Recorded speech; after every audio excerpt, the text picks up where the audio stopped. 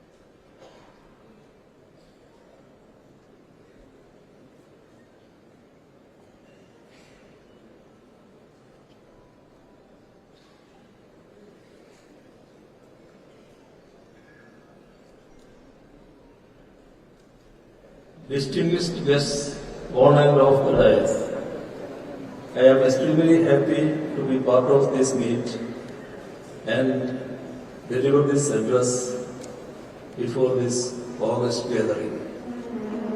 At the outset, let me thank all guests who are here for having spared valuable time out of their busy schedule to be part of this meet. This shows the interest you have in Kerala's development. Kerala is a state renowned for its natural beauty and has been an attraction for tourists from within the country and abroad. We have a strong indigenous medical system, Ayurveda, which too has attracted people from all over the world. We preserve these natural advantages with the responsibility we owe to the nature and knowledge and venture into sunrise areas in our quest to build a knowledge society. Kerala's investment scenario is in the cusp of history. We are witnessing progress and change for the better in our investment arena. It is at this juncture that this summit is taking place, bringing together global investors, visionaries in the field, experts and policy makers, aiming to explore the investment potential of Kerala and witness our initiatives towards building an investor-friendly architecture in the state. The changes we have brought about now are not incremental but substantial. Kerala, the state which has become a noteworthy example of achieving a high score in human development indicators, is now taking a leap towards achieving the status of an investment hub. The government here considers that it has a great role to play as a facilitator and a catalyst. We have taken a holistic view and are paying equal attention to all matters from policy formulation to the last mile implementation.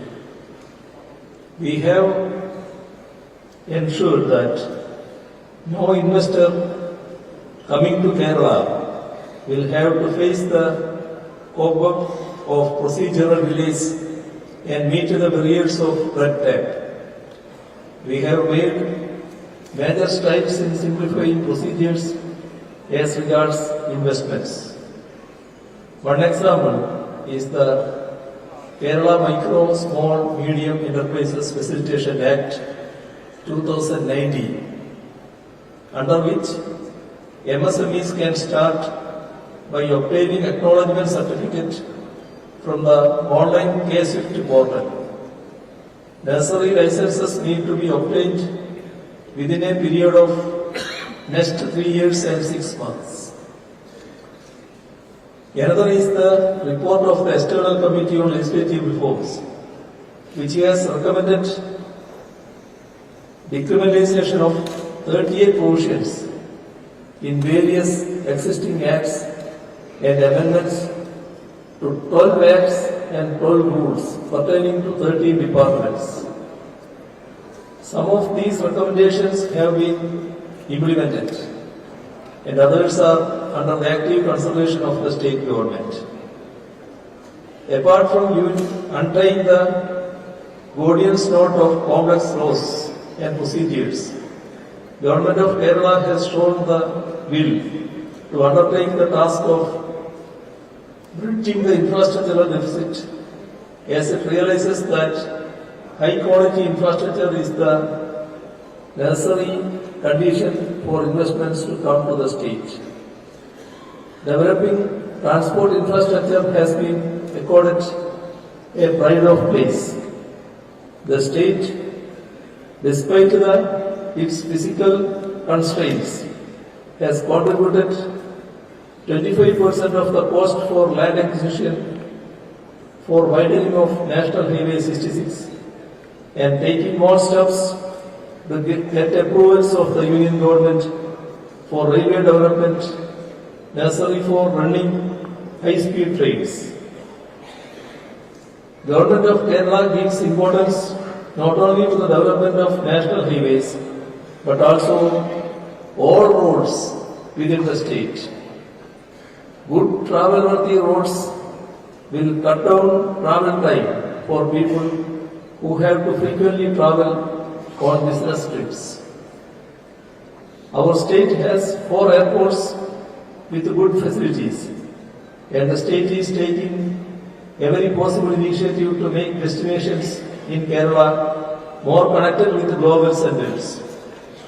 We accord prime importance to development of the amenities in the airport and more facilities for landing all kinds of aircrafts.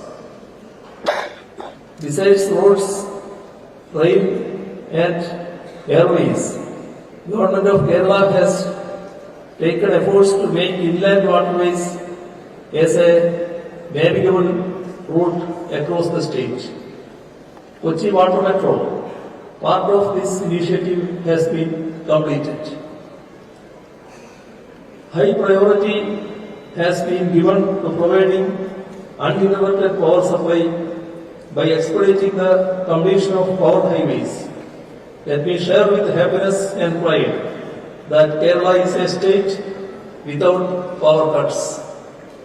Let me invite your kind attention to the latest resolve by the Government of Kerala to prospective investors. It is a known fact that with the high density of population, land is a scarce resource in Kerala. But in the budget presented on February 7, 2025, in the State Assembly, the government has declared that no investor coming to the state will need to return without investing for the reason of non-availability of land. Government will take special initiatives to make required land available to them. We have a scheme of land pooling for making the same available for prospective investors. Kerala has recognized internet connectivity as a right of the people and has taken steps to provide net connectivity in schools, colleges and in distant areas. As per the statistics of the Telecom Regulatory Authority in 2022, Kerala has internet connectivity for 87 out of 100 persons as against the national average of 60 per 100 persons. We intend to do more in the area with our novel project A-Phone, making good progress in providing connectivity at affordable rates. Though high quality infrastructure, power, land connectivity, and highly essential for making the state an attractive destination for investments, we are aware that they are not sufficient.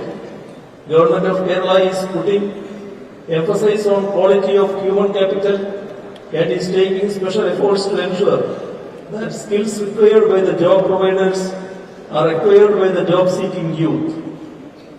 For this, we have initiated special programs under Kerala Development Innovation and Strategy Council, KDISC, and additional skill acquisition program, ASAP, to equip students and youth with the necessary skills demanded by the prospective employers. KDISC also conducts meets where youth who have acquired the required skills are put in touch with the prospective employers. Providing skills and conducting job fair meets are presently being done in a campaign mode throughout the state. This is an act evidencing the keen interest shown by the state government in providing investors and employers with the required skilled human resources.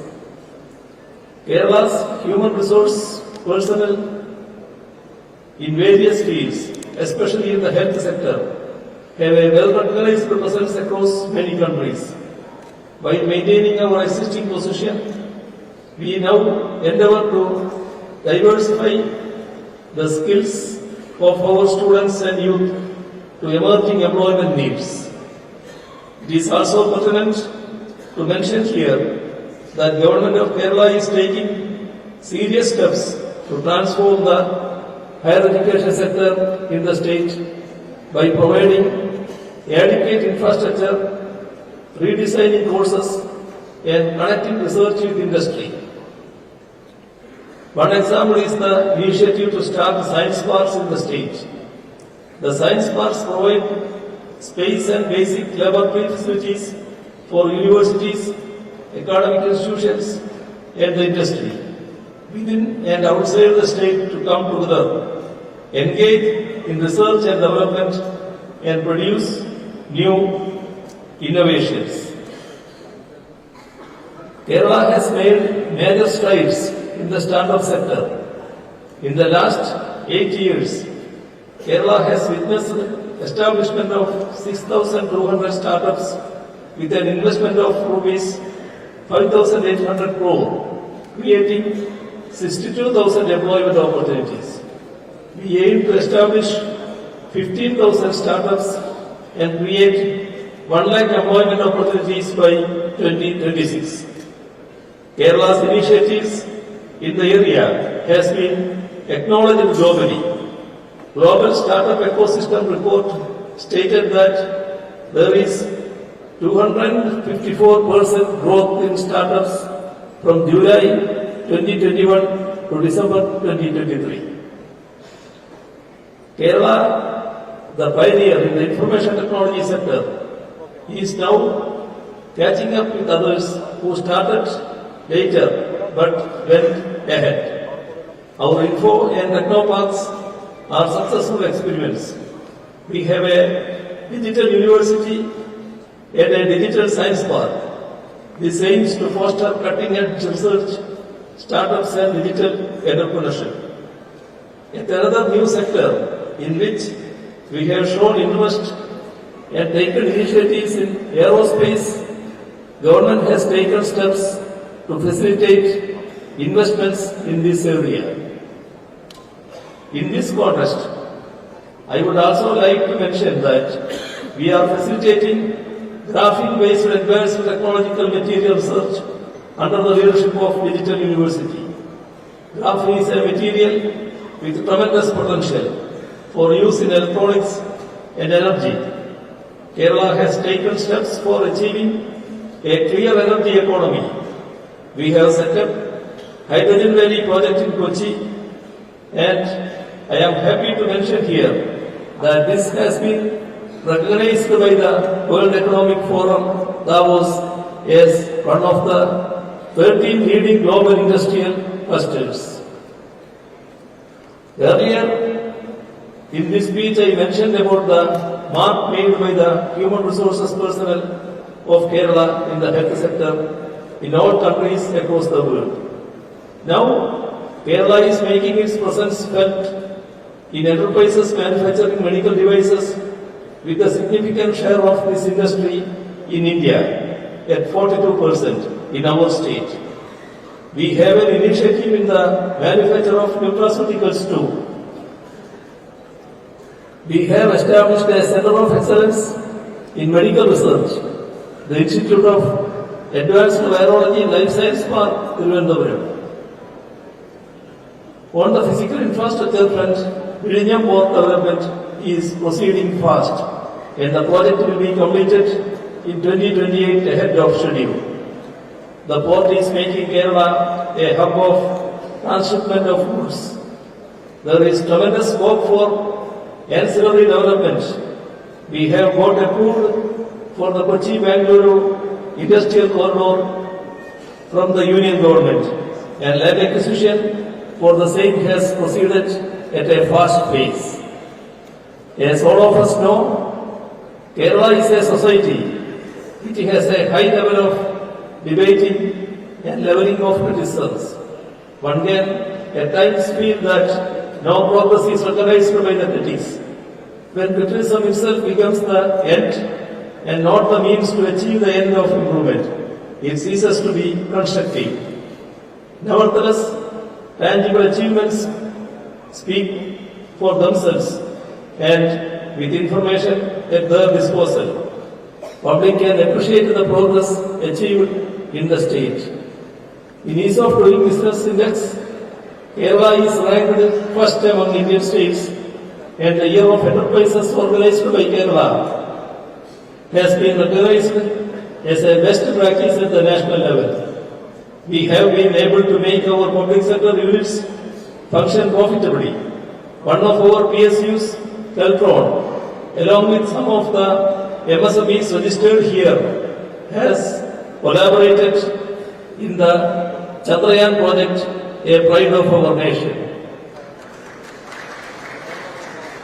The share of the manufacturing sector in gross state value added, which was 9.8% in 2014-15, has risen to 11.5% in 2023-24. According to periodic labor force survey data, employment Kerala grew by 16% during 2017-18 and 2023-24 to reach 1.51 crore in 2023-24. It has been noted that there is a notable shift in the state's employment structure towards the formal sector. It can go on narrating instances of progress and achievements, but let me stop the narration with these illustrative examples. Let me also state that we take criticisms in our stride and try to understand what remains to be done in our march forward and making Kerala an investment destination. I conclude by telling this distinguished gathering that for making Kerala an investment destination, the government of Kerala shall strain every nerve and leave no stone unturned. We have an end-to-end approach with a holistic perspective to implement our plan, not incrementally but substantially. With these words, I declare this meet open with esteemed happiness and hope that the discussions here will provide a new direction to Kerala's quest to be an investment hub and in building a knowledge society. Thank you.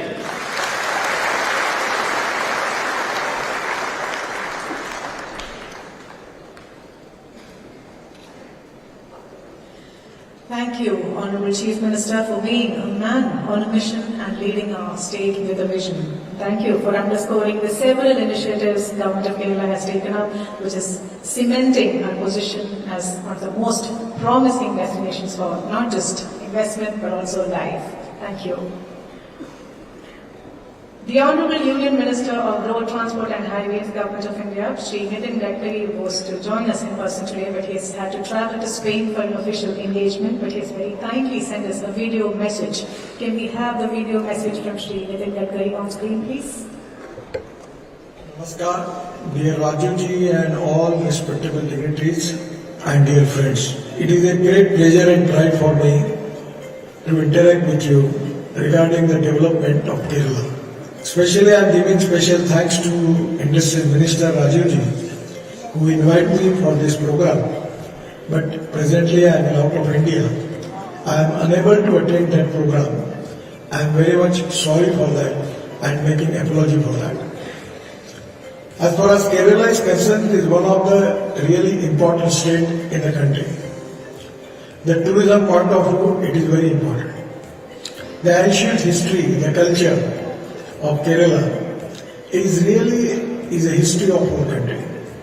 I remember the systems, the way in which the societies approach about the education, healthcare, and particularly the law-bending attitude of the people in Kerala is really one of the important characters of the Indian society.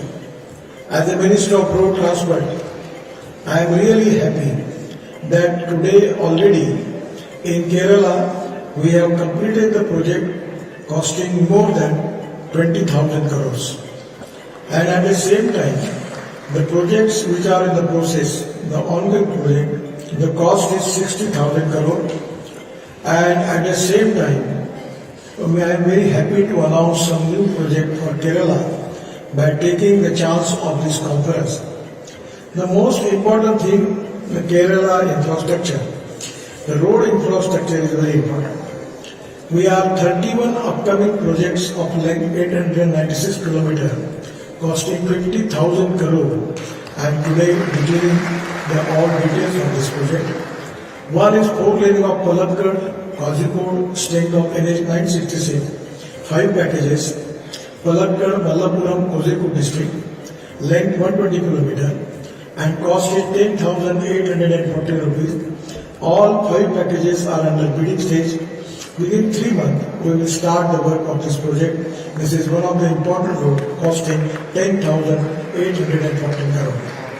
The seamless connectivity between Palakkad and Kozhikode in Kerala and connectivity between the northern Kerala and industrial town of Coimbatore, Salem is very important. Connects towns such as Perumanna, Vajur, Tubur, Malakkad, Malapunja, Marutaru. The other important project is 6 lane of Ernakulam bypass from Angamali to Kudunu, section NH 554 in Ernakulam district. The length is 45 km and cost is 6,500 crore. DPR is in process. Within 6 months, we will start this project and the stretch bypasses entire Cochin city and ensures seamless connectivity along NH 544 from Thrissur to pass on to NH 66. Decrease the travel time from existing 1.5 hours to 20 minutes, and this is really important for Kerala. The other project is Thiruvananthapuram Outer Ring Road. That is 62.7 km and cost of the project is 5,000 crore. Within 4 to 5 months we will start this project. We are going to start the land acquisition and after receiving 90% of the land, we will immediately start this project. DPR is already we have received the DPR. The stage acts on an outer ring road of the Thiruvananthapuram city, ensures seamless connectivity for the port-bound traffic to Vizhinjam International Seaport and will act as the main corridor for the port-bound development which is going to develop. The 4 laning of Idumon Kollam section, 38.6 km in Kollam district, the cost is 3,000 crore. We are within 4 to 5 months immediately start. The DPR is in progress. Immediately we start this project. It ensures seamless connectivity between Kollam in Kerala to Madurai in Tamil Nadu, connects the towns of Edamon, Shimbotai, Tenkashi and Tirunelveli. They decrease the travel time of within 6 hours to near 2 hours. This is also equally important. At the same time, in Kerala, it is one of the abundant, we have rubber and spices.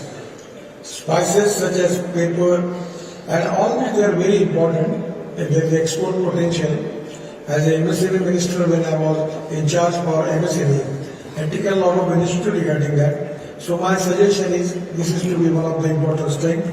At rubber, we are trying that whether we can use the rubber into bitumen, but the cost point of view is a problem. So the used tire rubber now we are using in bitumen. But we will think about it how we can increase the use of rubber in different part of our road construction. The coir is also equally important.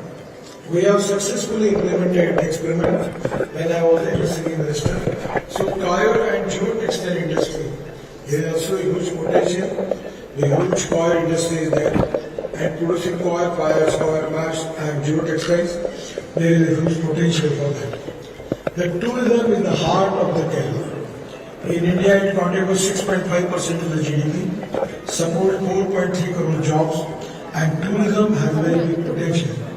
Contribution to GDP will reach 7.6% by 2034 and potential to create 6.5 crore jobs. Here is the advantage to the Kerala. Already, because of lot of strength in Kerala regarding Ayurveda, different type of Yoga Vidyan, Ayurveda therapies, lot of people from abroad also they are coming to Kerala. I feel that this is appropriate time that we need to exploit this potential. Regarding by developing all tourism, industry, trade and business, the most important thing is the infrastructure is very important. Water, power, transport and communication. Regarding road sector, I will assure you that at least in my regime, we will complete the work more than 3 lakh crores in Kerala. Already, I have been developed with our government and our government under the leadership of Modi ji will support all type of development of Kerala. And as far as my responsibility of my ministry, I am assuring you that we will develop the good infrastructure of international standard in Kerala. We will connect from Kanyakumari to Mumbai road, which is the most important heartline for the Kerala. I am very much cautious about it, even for new project also. We will discuss with the government and we will support. Once again, I am giving my all best wishes for development of Kerala and I will appeal to the people, the investors, please invest in Kerala. We are with the state government and we will support by giving good infrastructure, international standard infrastructure to Kerala. That is my assurance to all of you. Once again, thank you very much. Namaste. We express our profound gratitude to Sri Nitin Gadkari for taking the time out and record that speech and for those words of appreciation that fills us with motivation to do our work even bigger and better. It's now time for the address by our chief guest. Government of Kerala is extremely proud to have with us today Sri Piyush Goyal, Honorable Union Minister of Commerce and Industry, Government of India. With us here as the chief guest, we request him to join us for his address.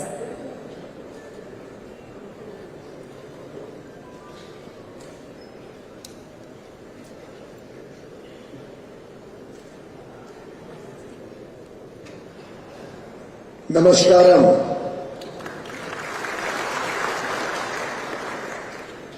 Honorable Chief Minister of Kerala, Shri Pinarayi Vijayanji,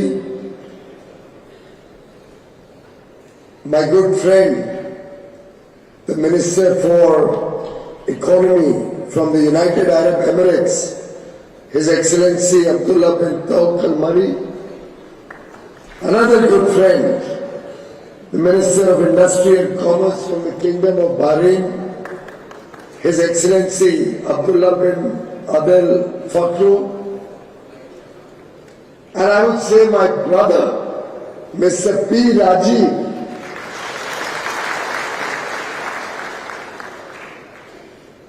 Honorable Minister for Industries, Law and COIR.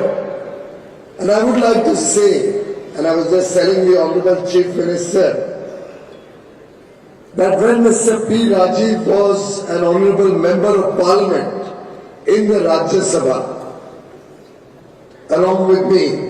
And in the initial period, we were both in the opposition together. I can say on record that he was one of the finest parliamentarians I have come across in my life.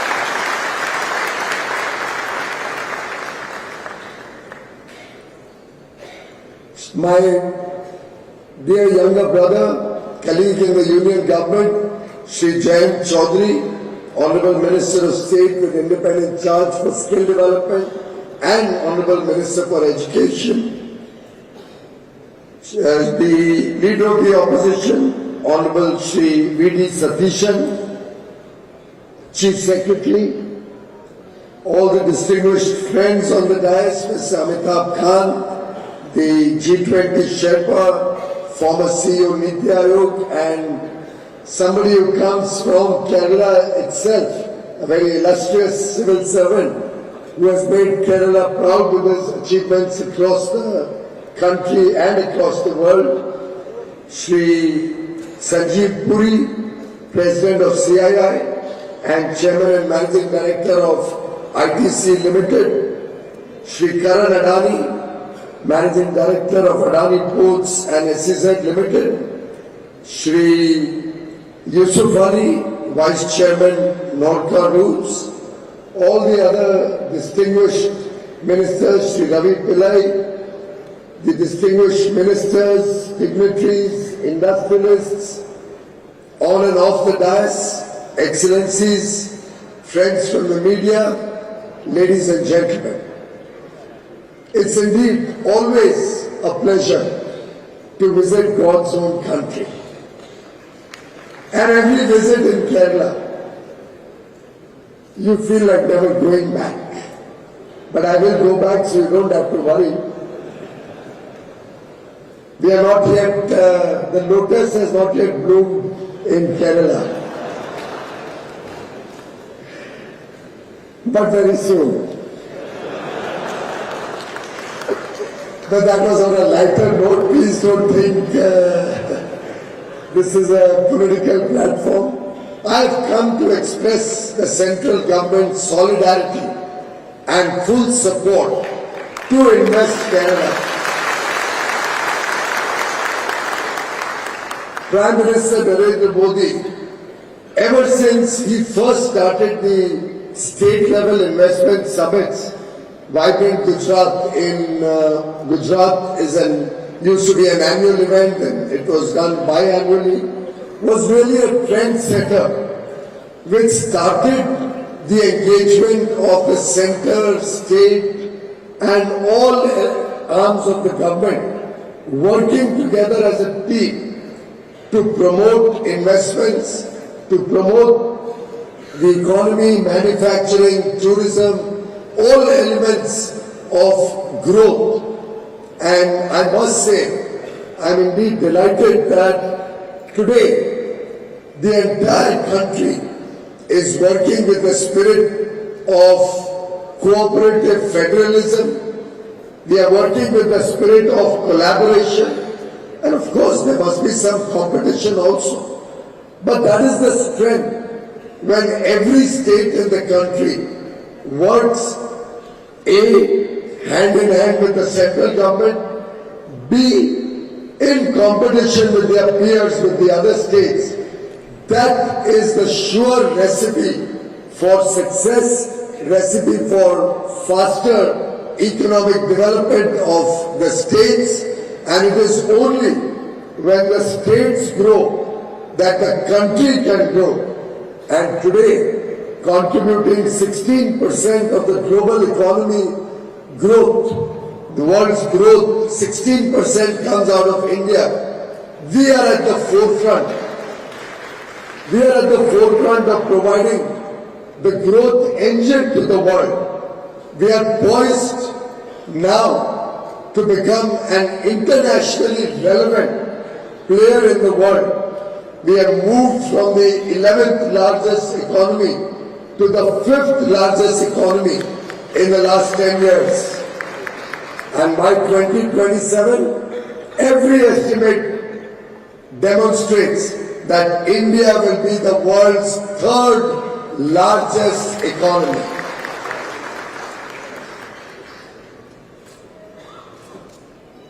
And how can Kerala be left behind when India is progressing at this breakneck speed? With the opportunities that Kerala offers, whether it is tourism, whether it is manufacturing, whether it is logistics, in every sphere, Kerala is at the forefront of development. Kerala brings to the fore both development and tradition. And this morning, I'm sure many of you must have enjoyed the dosas and appams. But the variety of cuisines that one can experience in Kerala, the rhythm of Kathakali that can captivate audiences, the wisdom of Ayurveda which can rejuvenate you, reflecting the big opportunity that tourism in Kerala offers for the world. In fact, Honorable Chief Minister or Honorable Industry Minister just told me that today Kerala has 51 five-star hotel properties. It's a matter of great pride for the country that the world's tourists are flocking to Kerala. In the same breath, when we look at industrial development, I remember, and in industrial development, I think infrastructure plays an important role. I still recall 25 years ago, and this year we are celebrating 25 years of the Cochin airport. 25 years ago, nearly 12,000 non-resident Indian shareholders came together to invest in setting up the Cochin airport at a cost of 300 crore rupees. It shows you that entrepreneurship is in the blood of every Kerala. They got together, not only set up a vibrant airport, which by the way today is worth 5,000 crores and paying a 40% dividend annual with over 32,000 shareholders. It set the benchmark for public-private partnership in a big way in Kerala. And over the years, Kerala continues to promote newer and newer infrastructure. In fact, the first water metro was started in Kerala 2 years ago. The first water metro in the country. Similarly, benefiting from several reform and transformational projects that have been initiated and set up in the country through the partnership of the union and state government and the private sector, we have seen a Vizagam International Deep Sea Port coming up at an investment of nearly 18,000 crores in Visakhapatnam, in Trivandrum, and it's a deep sea port which will significantly impact transshipment and support the possible transshipment growth of shipping in India. We have also now a project, Silver Line, a semi-high-speed train coming up between Thiruvananthapuram and Kasaragod, which will reduce the time to only 4 hours. The central government and state government together are setting up an integrated manufacturing cluster, a smart industrial township at Palakkad at a cost of nearly 3,800 crore rupees, spread over an area of 1,700 acres. And this, ladies and gentlemen, will be a plug-and-play smart city. It will offer opportunities to investors to come in and manufacture high-quality, modern goods, be it in the field of technology, electronics, a variety of products that do not damage the environment, yet add to the industrial landscape of Kerala. And this project is soon going to initiate its infrastructure development work, water, electricity, digital connectivity, water sewage treatment plants, wastewater management. It will be an entire planned city, good roads, good infrastructure, a walk-to-walk concept with housing, commercial spaces, and the idea is to have a planned development zone. And I'm sure investors from across the world who are assembled here today will take the benefit of Palakkad emerging as a powerful industrial node in Kerala. Friends, we just heard from my colleague, senior colleague and leader Shri Nitin Gadkari ji about the expansion of national highways projects in Kerala. Nearly 1,300 kilometers have been added since 2014 and 1,126 kilometers of national highway corridors are being developed under the Bharatmala project in Kerala. Incidentally, we already have 4 international airports in Kerala, which will be probably amongst the highest that any state in the country has. A record allocation by the railways in the recent budget of over 3,000 crores to Kerala, and our effort to work through the Maritime Development Fund with a budget of 25,000 crores to support long-term financing in the shipbuilding and shipping sector will certainly support Kerala's huge thrust to grow their maritime economy. Kerala has been at the forefront also in the agriculture sector, be it coffee, be it tea, be it natural rubber, where it's one of the largest producers in the country, be it spices like cardamom, various plantations. Kerala is at the forefront, and fisheries is another sector where Kerala is making rapid strides. In fact, through the course of the day today, I plan to review the growth and future potential of each of these sectors, and I'm sure going forward we will continue to work for greater seafood exports from Kerala through a sustainable fisheries framework, reducing customs duties on essential marine inputs in this budget has given a further thrust to the fishing sector, to the seafood sector, and I am sure going forward all of these initiatives will lead to greater opportunities for jobs, for trade, business, industry and economic development of Kerala. Friends, India today at a $4 trillion GDP, poised to grow in the Amrit Kaal under the visionary leadership of Prime Minister Modi, working in tandem with all the states like Kerala under the leadership of Mr. Vijayan. We plan to grow the economy over the next 22 years until 2047, when we celebrate 100 years of independence, to a $30 to $35 trillion economy. As we grow from $4 trillion to $30-35 trillion economy, look at the huge opportunity that we in India are offering to the world.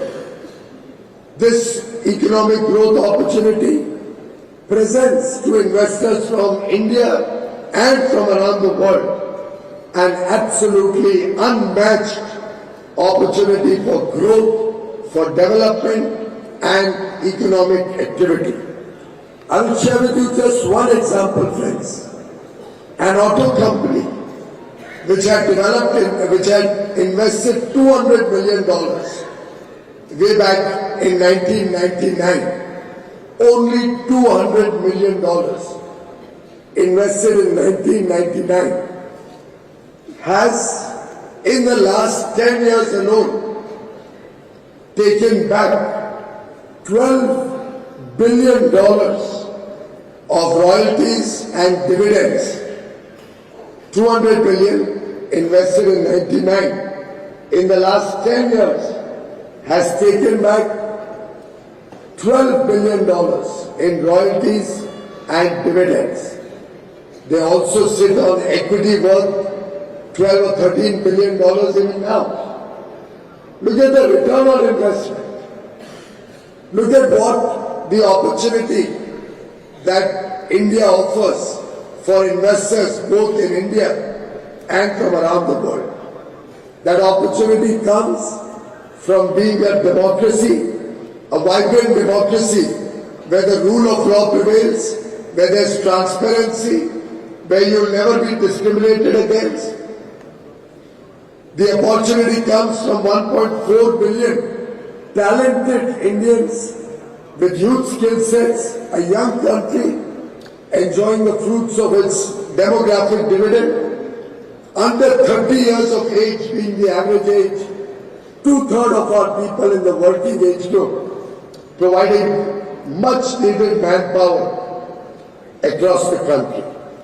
We produce the highest number of STEM graduates anywhere in the world, and 43% of them are women. Our sisters, our daughters are today at the forefront of India's growth story, and India is looking up to women-led development in the next 20-25 years.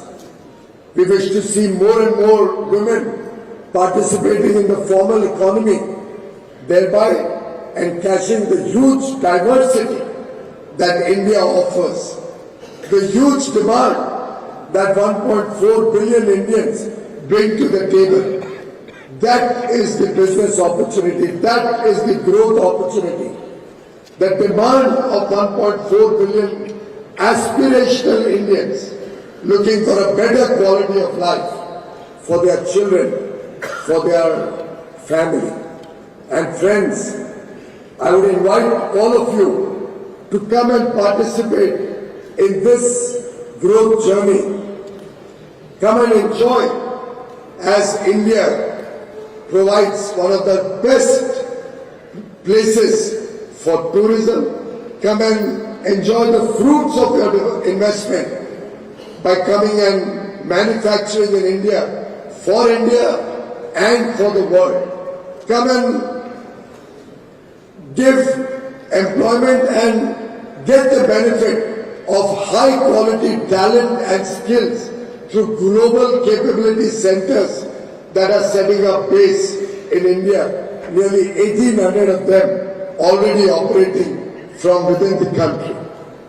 Lot of opportunities in the services sector, in the technology sector, data centers coming into India in a big way, India engaging with machine learning, with artificial intelligence, Internet of Things, data analytics, a huge manpower, boys and girls enthusiastic in their work, providing the talent that is unmatched anywhere in the world.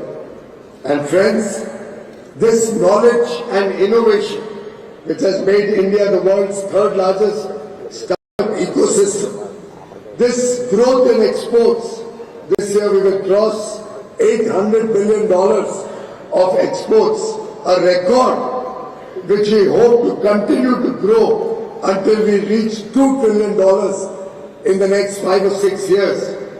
The possibilities in the food processing sector, the possibilities in the renewable energy sector, the possibilities in the logistics sector, the investments in infrastructure, the possibilities in tourism.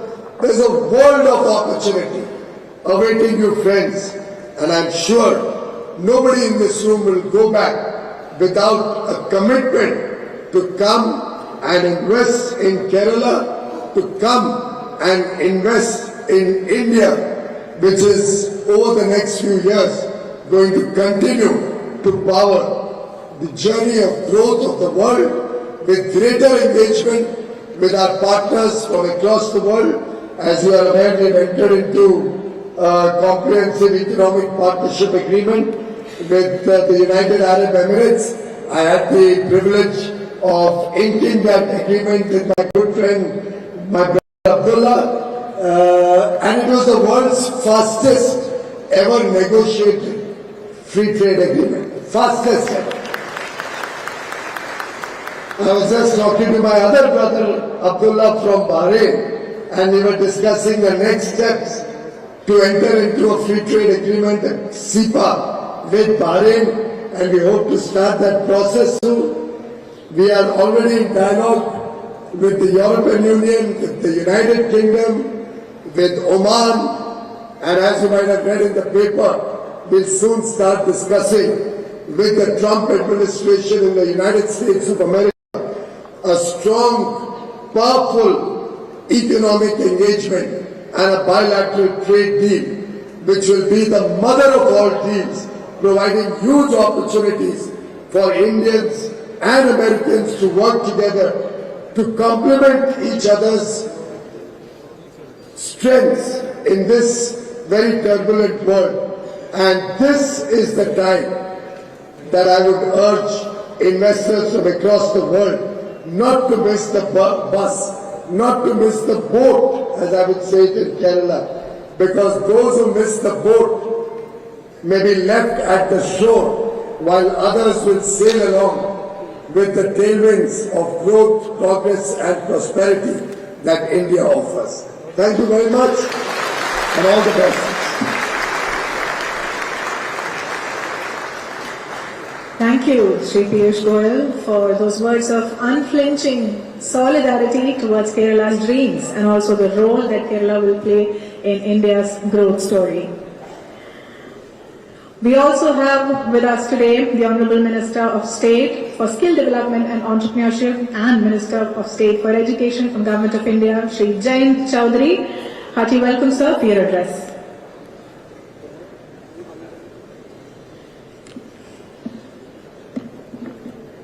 Honorable Chief Minister, Chief Panier Vijayanji,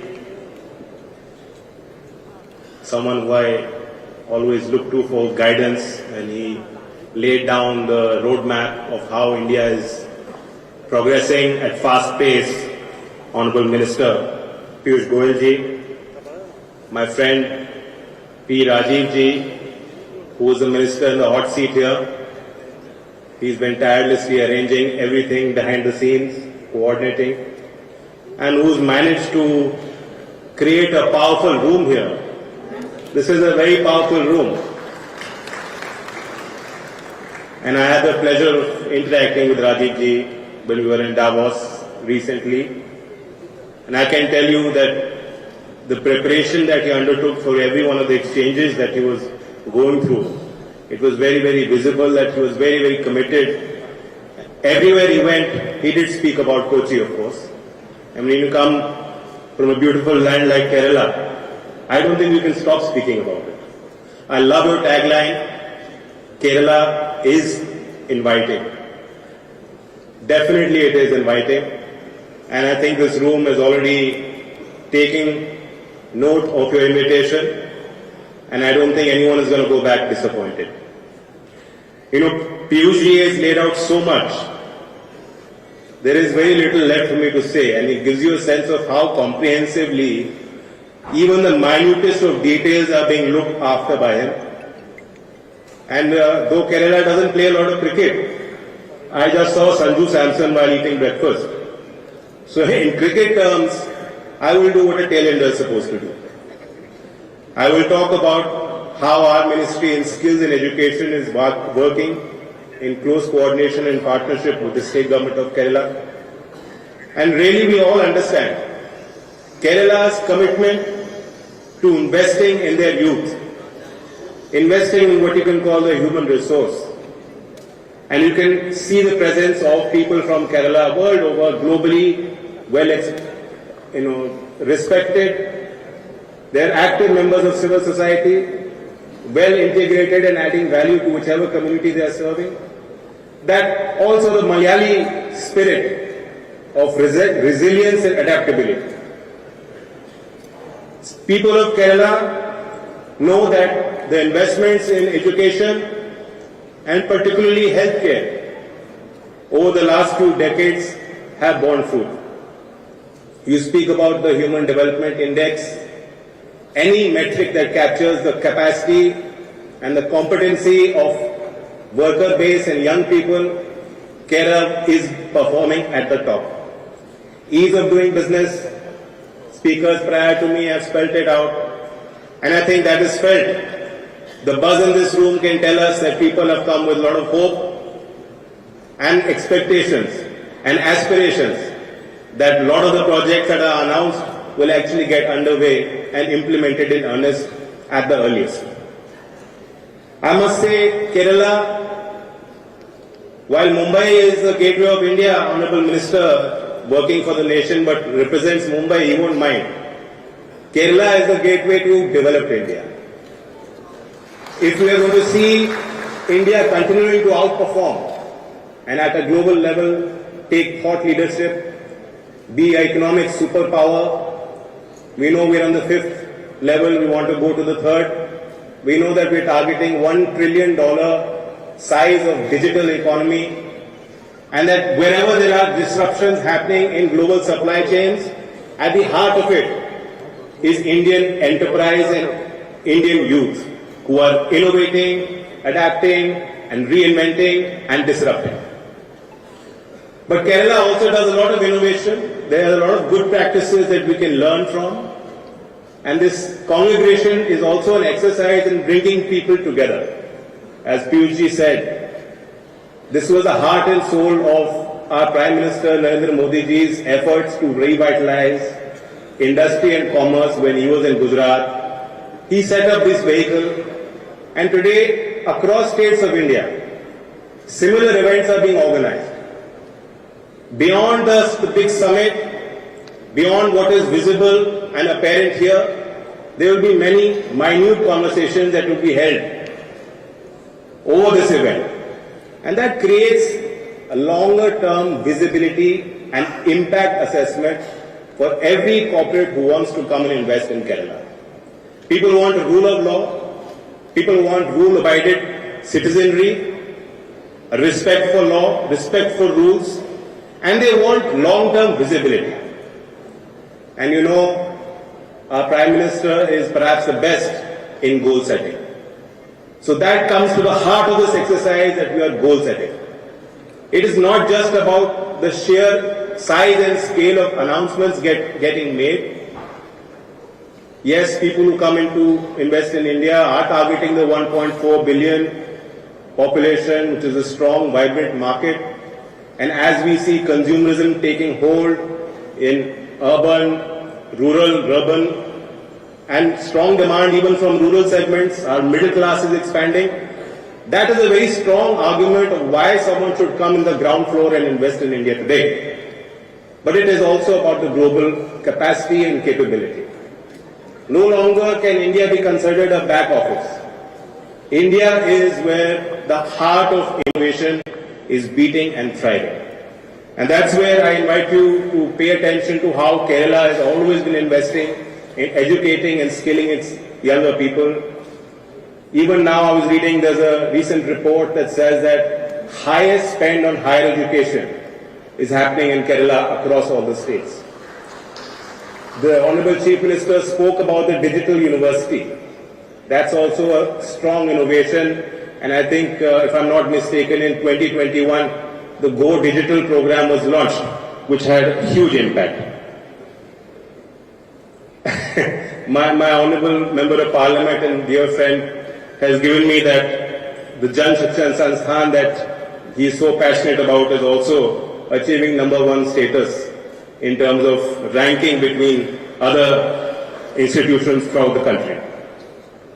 And I'm also aware that the Kerala Institute for Entrepreneurial Development and the Kerala Academy for Skills Excellence, both these institutions are also, their footprint is expanding and they are committed to take forward the Skill India program and mission and really revitalize, bring strength to the Startup India program.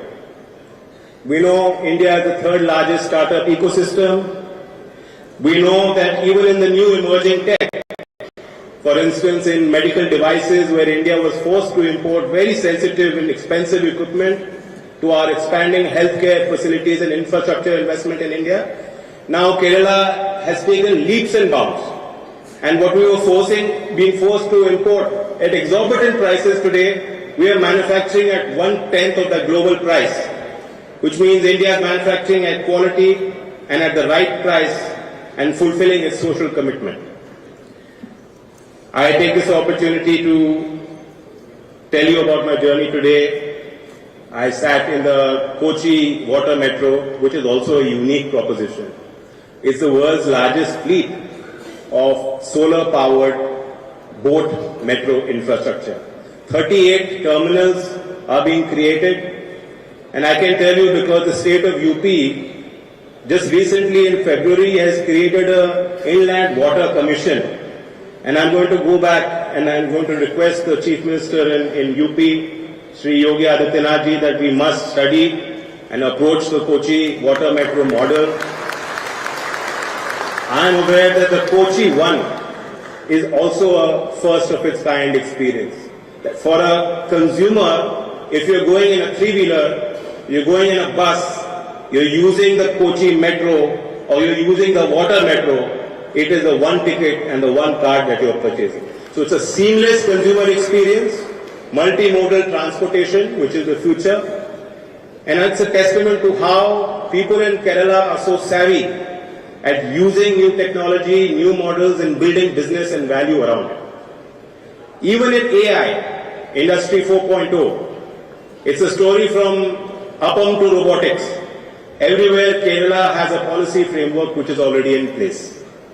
I know that the industry park scheme, Honorable Chief Minister spoke about it, the digital university, all of these will have impact.